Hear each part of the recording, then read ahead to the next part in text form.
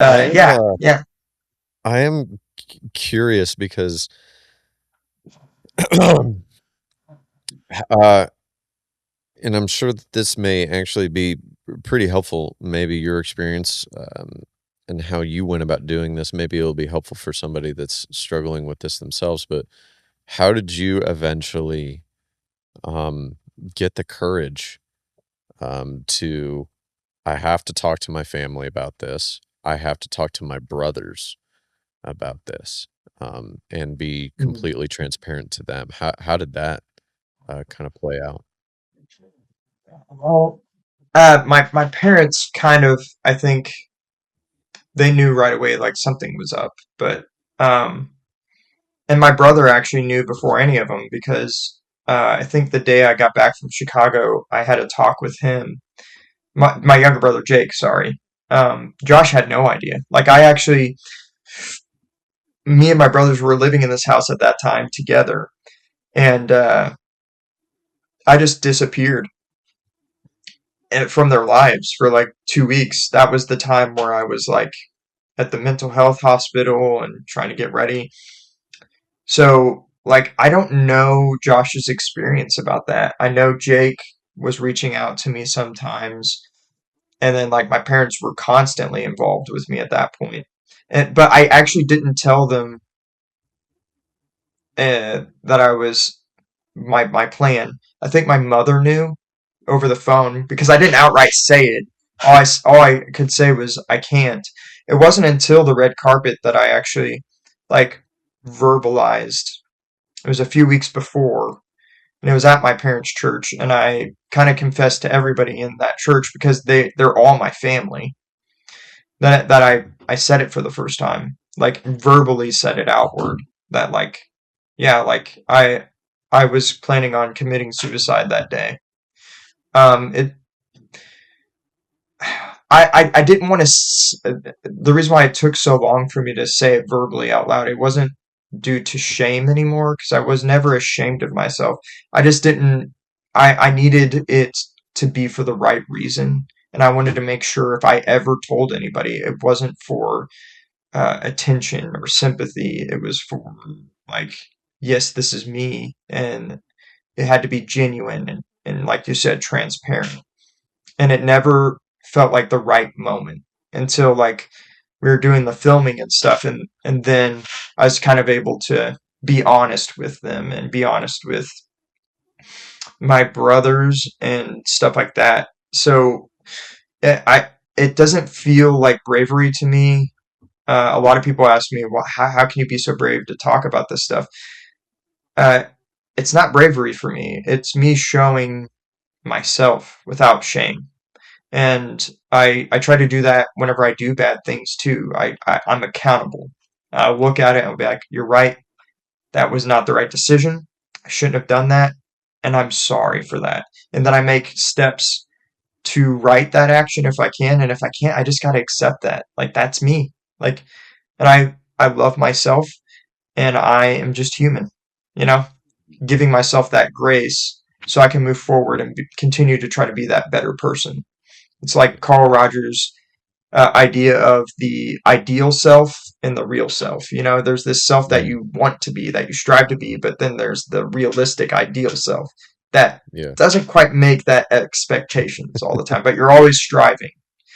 yeah. And as long as you have that healthy, balanced relationship between them, then you should have a very a person who reaches self actualization is what they call it.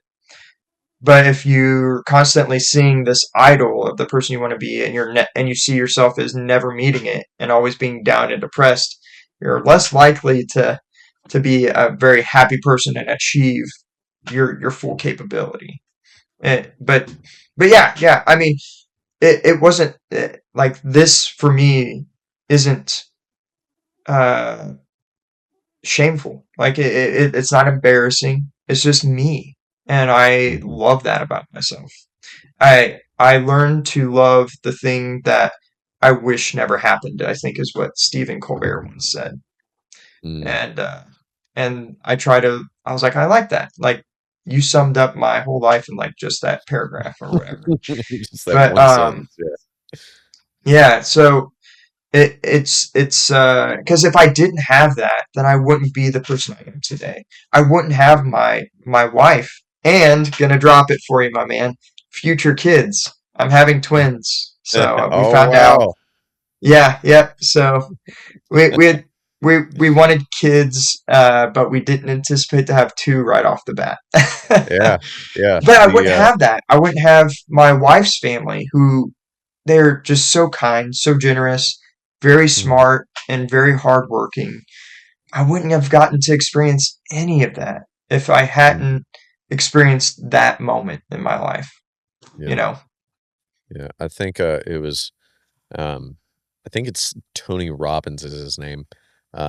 He was talking to some guy who was, um, kinda on the verge and, ki or kinda on the edge, I really guess is the better way to put it, and, Tony really kinda broke it down, kinda in the same way you did, where he was just like, "You're putting such high standards on yourself." And he's like, "I love that because this is the person that you wanna be.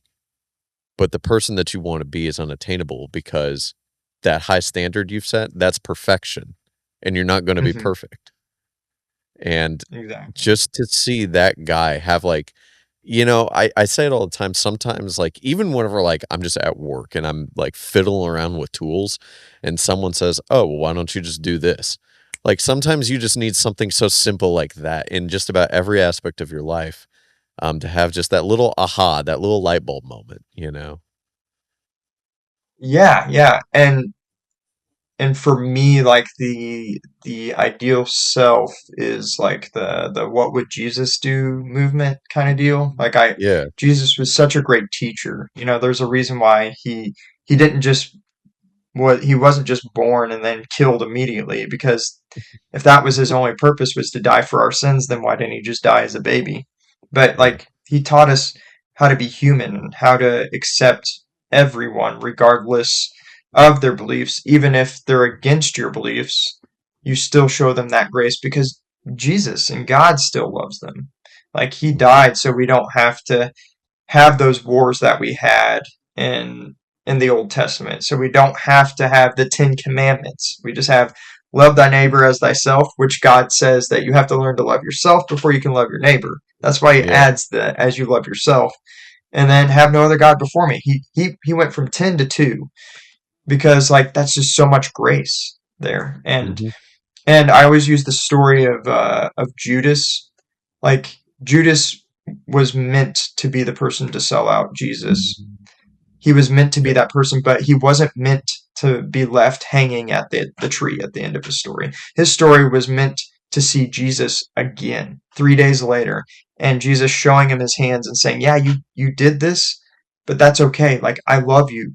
You still have mhm, the opportunity to be this yeah, great person." And that just, I think it puts like hits the nail on the head of why suicide isn't the answer, because you never know when that 3 days later, that moment of grace comes, that light at the end of the tunnel, or that tunnel that you finally, or that hole that you finally climbed out of, and you wow, see and you reap the wealth that comes with that, the knowledge yeah, and the adversity and the ability to get through adversity and learning new sides of yourself, like me. So yeah, it's a story that I use quite often. Like yeah, don't sell yourself short right now. It might be dark now, but just think of like what it'll be like when the time gets better. Because mhm, there's always going to be the dark times. There's always going to be the good. You can just learn to accept all of it, because mhm. there's positives in all of it, really.